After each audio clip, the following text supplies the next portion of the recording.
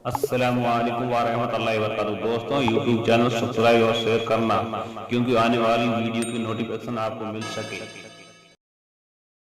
एक बदअकीदा वहाबी ने हमारे यहाँ, जहीर करके नाम है, मेरे दोस्तों में होता है, दोस्तों में साथ में पढ़ा है, 11वीं होती थी उसके यहाँ। तो एक वहाबी ने जहन में शोभा डाल दिया उसके वालिद के।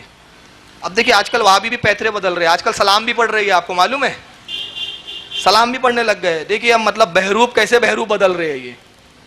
और अशरफ अली थानवी ने लिखा है, ये अपने बाप की वसीयत पे अमल कर रहे हैं। कमालात अशरफिया में अशरफ अली थानवी ने लिखा है कि अगर रजा खानियों के इलाके में जाएं और वहां काम करने की जरूरत हो और अपना अकीदा फैलाने की जरूरत हो तो मिलाद वगैरह में सलाम भी पढ़ लिया जाए, खड़े भी हुआ जाए, और फिर धीरे धीरे लोगों के अंदर सुरंग डाली जाए। ये लिखा है थानवी ने।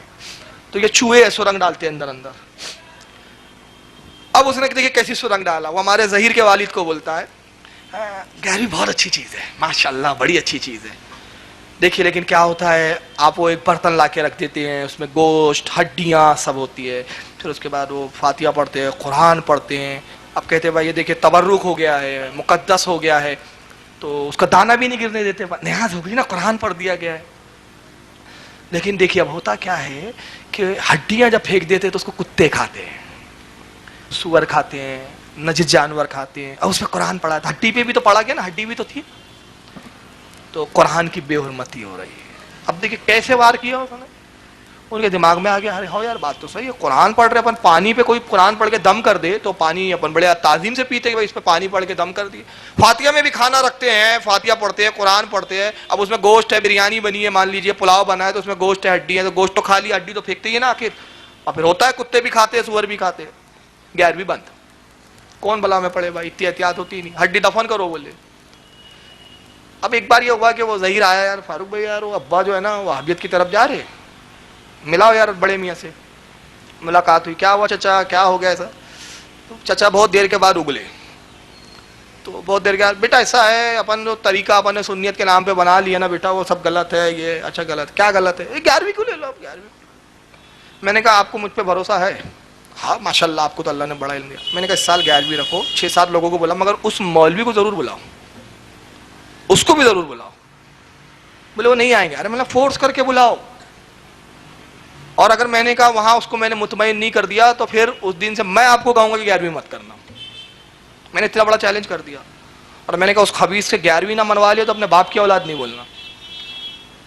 अब वो बहुत मैंने जब फोर्स किया, भी मेरे दोस्तों ने भी दबाव डाले तो तैयार हो गए बड़े। बहरहाल उन्होंने 11वीं रखी।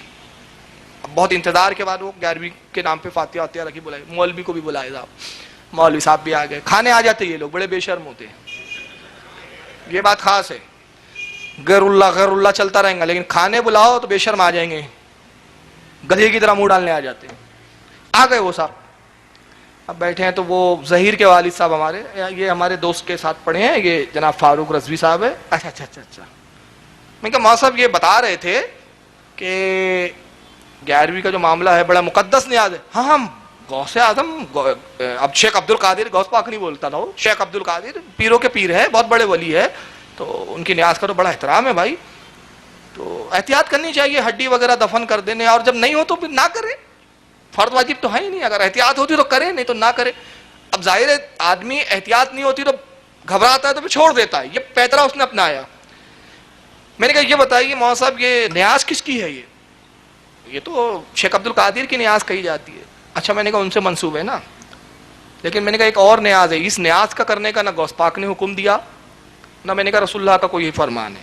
ये सुन्नी बुजुर्गों ने शुरू किया, सुन्नियों की खैराजी अकीदत पेश करने का तरीका है। ये फर्ज है ना वाजिब है? हाँ बेशक बेशक। मैंने कहा करे तो सवाब, ना करे तो कोई गुनाह नहीं। अगर कोई 11वीं शरीफ ना करे तो ऐसा है कि गौस पाक कयामत में पूछेंगे क्यों भाई 11वीं क्यों नहीं किया था तूने मेरी? नहीं पूछेंगे। लेकिन मैंने कहा एक न्याज तो वाजिब है और वो आप भी करते हैं, और वो है नबी की न्याज, नबी से मंसूब, और वो है कुर्बानी, और वो है वाजिब, माल हो तो वाजिब। तो मैंने कहा मौलाना उसकी हड्डी आप निगल लेते हैं क्या? हो गया फबो है तल्लाजी कफर।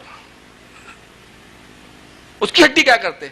ईशा का वक्त हो गया है, इंशाअल्लाह आपसे, माशाअल्लाह आप कहीं पढ़ रहे हैं? नहीं पढ़ नहीं रहे, पढ़ा रहे हैं। गलत फहमी में आप, पढ़ नहीं रहे हैं, पढ़ा रहे हैं। हाँ, इंशाअल्लाह बात करेंगे, माशाअल्लाह बहुत अच्छी बात की, मैं गौर करूंगा। وہ ہمارے پھر ظہیر کے والد کا دماغ کھلا، ارے یار میں نے کہا یہ ہے فتین، یہ شیطان ہے، ان کو سب نہیں پر پائیں گے، ان کے لیے رضا کے غلام چاہیے رضا کے نیزوں کے ساتھ. تو ایسے ذہنوں میں ڈالتے ہیں. ایسی کئی مثالیں ہیں کہ ذہنوں میں کیسے مطلب شبہات ڈال دیے جاتے ہیں. اس لیے بس آخری بات پہ میں ختم کر رہا ہوں، اس لیے میں ایک نصیحت پروگراموں میں کرتا ہوں، اپنے علماء سے رابطہ رکھیے. ہوتا ہے بعض اوقات ایک مولانا سے آپ مسئلہ پوچھتے ہیں، نہیں بتا پاتا ہے مولانا، یہ مت سوچیے یار مولانا نے بتایا تو چھوڑو یار، دوسرے مولانا سے پوچھیے. ایسے مولانا سے تو صحبت اختیار کیجئے جو بتاتے ہیں. اور علماء سے بھی گزارش ہے میرا حیثیت نہیں ہے چھوٹا منہ بڑی بات، لیکن میں عرض کر رہا ہوں، گزارش کر رہا ہوں، التماس کر رہا ہوں، مطلب آپ کا خادم ہونے کے طور پر میں یہ گزارش کر رہا ہوں کہ عوام اگر کچھ پوچھتی ہے ہماری، جواب دینا مطمئن کرنا آپ کی ذمہ داری ہے. اور اس کے لیے کوئی ضروری نہیں ہے کہ معلوم ہو، نہیں معلوم ہے، ہوتا ہزاروں بات ہے. امام مالک کے بارے میں آئے، امام مالک سے 10 مسئلے پوچھے گئے، 8 کے بارے میں امام مالک نے فرمایا لا ادری، میں نہیں جانتا، 2 مسئلے کے جواب دیے. امام شافعی سے ایک شخص پوچھنے آتا ہے، امام اس کا مسئلہ بتائیے، اس کا بتائیے، آپ نے فرمایا اس تعلق سے 3 حدیثیں ہیں، 2 حدیثیں یہ، ایک حدیث مجھے یاد نہیں رہی. تو اس نے کہا آپ کیسے امام ہیں، ایک حدیث بھول گئے؟ کہا شخص تجھے تو 2 بھی نہیں معلوم تھی، تو تبھی تو امام ہوں. اور حضرت علی نے کتنی پیاری بات فرمائی. حضرت علی ممبر پہ کھڑے ہیں، تشریف فرمائے، فرماتے سلونی، پوچھو جو چاہے پوچھنا پوچھ لو. ایک شخص نے ایسا سوال کیا کہ حضرت علی نے فرمایا لا ادری، میں نہیں جانتا. کہا علی بڑی عجیب بات ہے، ابھی بھی تو دعویٰ کیا سلونی اور اب کہہ رہے لا ادری نہیں جانتا. حالانکہ جانتے تھے، میرا عقیدہ ہے کہ جانتے تھے، مگر ہماری تعلیم کے لیے کیا فرمایا کہ شخص جو میں جانتا ہوں بتا دیتا ہوں، اور جو نہیں جانتا تو میں نے رسول سے سنا کہ جب کسی عالم سے پوچھا جائے تو جانتا ہو تو بتا دے، نہ معلوم ہو تو کہے واللہ عالم ثم رسول عالم. یہ کہنا بھی علم سے ہے، یہ بھی علم ہے. تو مجھے جو نہیں معلوم تو میں نے کہہ دیا لا ادری واللہ عالم ثم رسول عالم. کہا پھر آپ کو کیا حق ہے ممبر پہ بیٹھنے کا؟ جب آپ کو معلوم نہیں تو آپ ممبر پہ کیوں بیٹھے؟ تو کتنی پیاری بات کی علی نے. کہا کچھ جانتا ہوں، جو جانتا ہوں بتا دیتا ہوں، اس لیے ممبر پر ہوں. اگر جاہل ہوتا تو ممبر پر نہیں بلکہ ہوا میں بیٹھتا. مطلب کیا؟ جاہل ہوا میں اڑتا ہے، پھینکتا ہے نا ادھر ادھر کی، تو ممبر پہ اس لیے ٹکا ہوا ہوں کہ جو جانتا ہوں وہ بتا دیتا ہوں.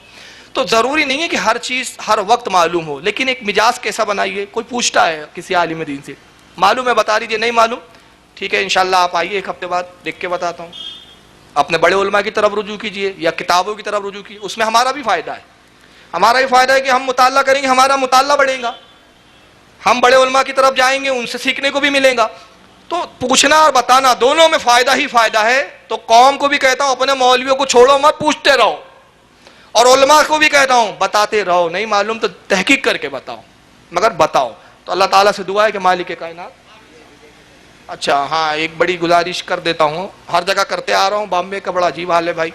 ناگپور بھی کوئی پیچھے نہیں ہے آپ سے جہالت میں. میں نہیں کہہ رہا کہ ناگپور میں سب ولی بیٹھے ہوئے ہیں، وہاں بھی بولتا ہوں یہاں بھی بولتا ہوں. اب یہ غریب نواز کا عرس بھی آ رہا ہے، ڈی جے، اس نے تو پورا بیڑا کر کر کے رکھا ہے ہماری قوم کا. اس شور نے ہمارے حق کی آواز کو دبا دیا ہے.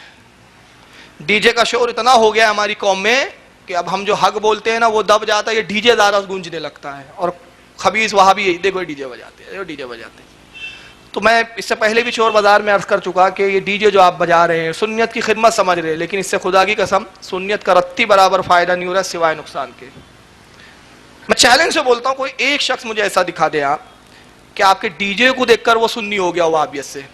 وہابی تھا اور کہا ارے یار یہ بہت اچھا لگا، میرے کو بڑا مزہ آیا یار، پسند آیا، سنی مذہب میں بہت اچھی چیز ہے ڈی جے بجاتے ہیں آپ، آج سے میں توبہ کر کے سنی بنتا ہوں. ایک سنی نہیں بتا سکتے آپ خدا کی قسم، مگر ایسے میں کم سے کم 50 وہابی بتا سکتا ہوں جو آپ کے ڈی جے ناچنے تھرکنے اور یہ خرافاتوں سے بزن ہو کر اہل سنت سے وہابیت کی طرف چلے گئے. تو اس کے ذمہ دار ہم ہیں، اس سے پرہیز کرے، بچے. نوجوانوں سے خاص طور سے میری گزارش ہے کہ اللہ اور رسول کا واسطہ، یہ آپ کی صرف نفسانی خواہش کا معاملہ نہیں ہے، یہ اللہ رسول کے دین کی بے حرمتی کا معاملہ ہے. معاملہ یہ رسول اللہ اور اللہ تک پہنچ گیا ہے.